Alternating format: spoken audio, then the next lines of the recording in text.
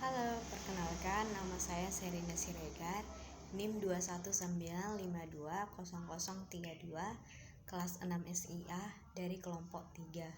Di sini saya akan mereview sebuah jurnal yang berjudul Pemanfaatan WebGIS untuk pemetaan wilayah rawan longsor Kabupaten Boyolali dengan metode scoring dan pembobotan.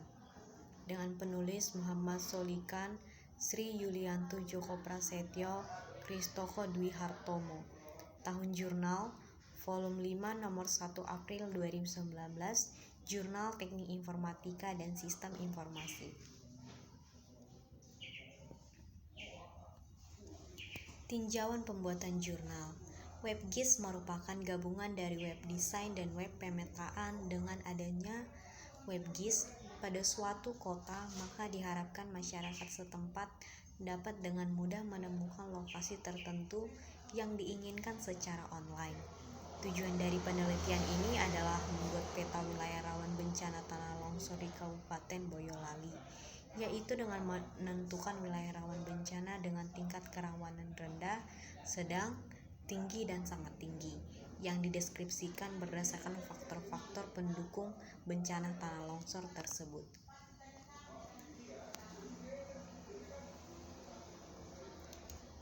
Metode penelitian, data penelitian. Data dalam penelitian ini menggunakan data primer dan data sekunder. Data primer berupa data spasial, yaitu peta tematik Kabupaten Boyolali yang diperoleh dari Bapeda Kabupaten Boyolali. Peta tematik yang dibutuhkan melalui peta curah hujan, peta kelerangan, peta geologi, peta jenis tanah, dan peta tutup lahan. Data sekunder berupa data pendukung yang berkaitan dengan topik penelitian. Penulis mengumpulkan informasi dari buku, jurnal, dan dokumen penting lainnya. Kemudian penulis melakukan penelaahan terhadap teori-teori yang dipakai untuk mengetahui kelebihan dan kekurangan yang terdapat dalam penelitian tersebut sebagai bahan pendukung yang digunakan dalam penelitian ini. Masuk ke dalam tahap penelitian. Tahap penelitian, data berupa peta tematik curah hujan, peta geologi, peta kelerangan, peta tata guna lahan, dan peta jenis tanah. Untuk menghasilkan peta rawan bencana tanah longsor, dilakukan scoring dan pembobotan peta tematik pendukung bencana tanah longsor tersebut. Metode scoring dan pembobotan. Metode scoring adalah suatu metode pemberian skor atau nilai terhadap masing-masing value parameter berdasarkan kriteria yang telah ditentukan. Metode pembobotan atau metode weighting adalah suatu metode yang digunakan apabila setiap parameter memiliki peranan yang berbeda-beda. Pembobotan dipakai jika objek penelitian memiliki beberapa parameter untuk menentukan kemampuan lahan atau jenisnya. Format yang digunakan.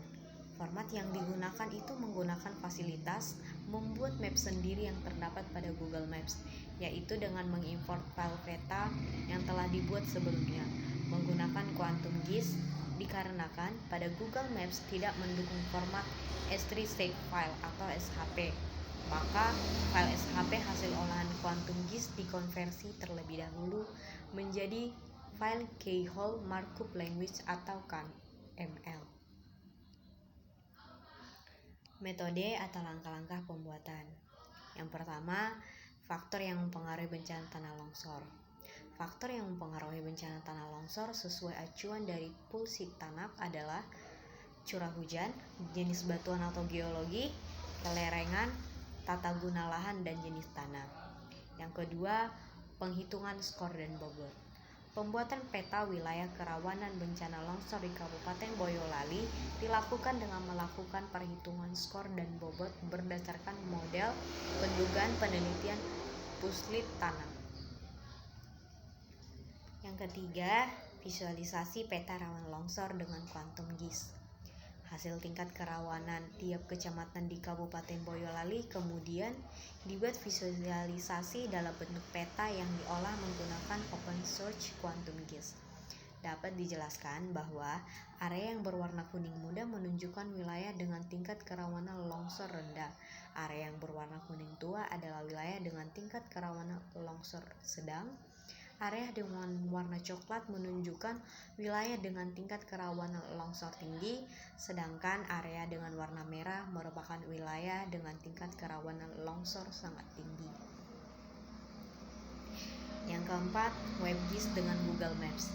Dalam penelitian ini, penulis membuat WebGIS dengan memanfaatkan teknologi Google Maps untuk menampilkan peta kerawanan longsor Kabupaten Boyolali hasil olahan Quantum GIS. Hasil olahan peta menggunakan Google Maps ini kemudian dimasukkan pada struktur kode framework Bootstrap dengan cara menyalin kode iframe yang didapat dari Google Maps. Yang kelima, perancangan WebGIS dengan framework Bootstrap. Struktur file dari template Bootstrap yang penulis gunakan untuk membuat WebGIS pemetaan wilayah rawan longsor pada penelitian ini. Komponen daripada Bootstrap terdapat dalam folder aset, yaitu terdiri dari CSS, image, JavaScript atau JS, les, dan video. Dan yang keenam, halaman tampilan WebGIS. Secara garis besar, tampilan WebGIS ini terdiri dari 4 tampilan utama, yaitu tampilan halaman beranda, halaman tutorial video, halaman jelajah peta, dan halaman auto. Pada halaman beranda logo Boyolali dan judul sesuai judul penelitian yang dibuat. Halaman tutorial berisi video cara penggunaan WebGIS. Upload data ke web hosting. Setelah pembuatan WebGIS dan localhost selesai, maka dilakukan upload data WebGIS ke internet dengan menggunakan jasa perseroan web hosting. Hal yang harus diperhatikan adalah bahwa web hosting yang dipilih harus mendukung format file web yang dibuat. Dan yang terakhir, hasil akhir WebGIS.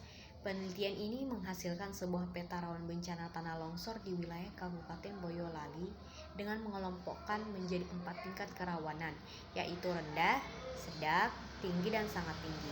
Peta tersebut ditampilkan dalam aplikasi WebGIS yang dibangun dengan framework Bootstrap dengan memanfaatkan teknologi Google Maps.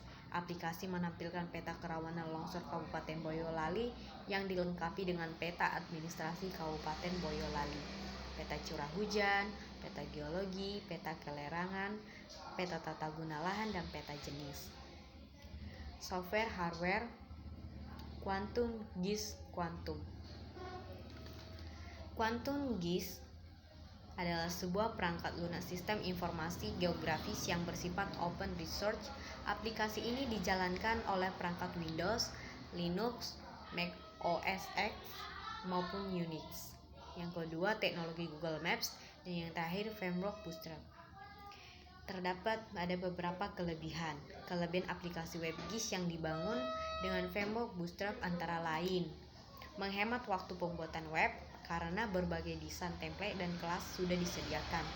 Bootstrap bersifat responsif sehingga tampilan web bisa menyesuaikan resolusi perangkat yang mengaksesnya. Desain Bootstrap-nya selalu konsisten karena semua komponennya mempunyai style yang sama. Bootstrap menggunakan HTML dan CSS sehingga sangat mudah digunakan oleh pemula maupun yang sudah mahir. Yang terakhir, dengan menggunakan teknologi WebGIS dapat ditampilkan peta wilayah rawan longsor Kabupaten Boyolali secara baik, akurat, dan mudah dimengerti oleh orang awam sekalipun. Kekurangan. Ada beberapa poin kekurangannya, yaitu yang pertama, memiliki kemiripan dengan website Bootstrap lain, perlunya proses pembelajaran lebih baik lagi, yang terakhir dapat memperlambat website. Sekian hasil review saya. Jika ada kesalahan dalam penyampaian dan penjabaran saya mohon maaf. Sekian dan terima kasih.